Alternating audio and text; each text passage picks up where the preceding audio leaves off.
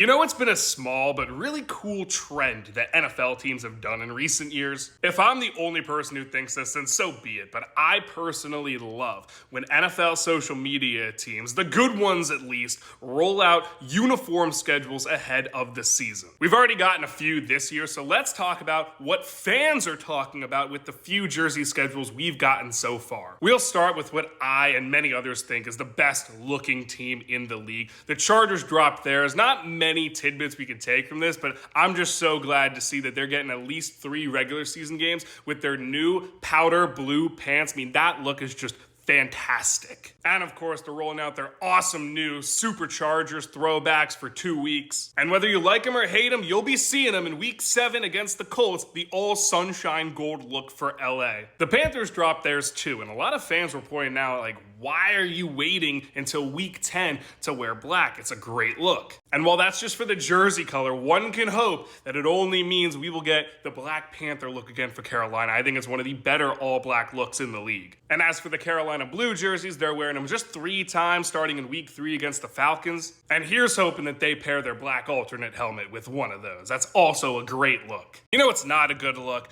The Battle Blacks, man. They're wearing them once against the Bears this year, and I think it's funny because we all remember what happened last year when this exact matchup happened. So maybe we get a part 2 of the Washington Hail Mary. But an even bigger disappointment with the all-black look coming back in some fashion is that the worst white jerseys in the league are getting worn 8 times this season. And I guess it does make sense because technically the Commanders are wearing white 11 times this year, 3 of them including their new Washington Super Bowl era throwbacks. But those are going to be worn at home, which means they're only getting 5 of their legacy burgundy look. And look, you know I think the Commanders have the worst uniforms in the league. When I did my uniform vote, the aggregate rankings placed them dead last among 700 NFL fan votes. But the interesting thing here, if the Commanders are wearing this in week 2 at Green Bay on Thursday Night Football, that unfortunately means we could be getting one of the more bland looks in the league if the Packers decide to go all white head to toe. Look, if they go with their normal helmet, then I guess that's fine.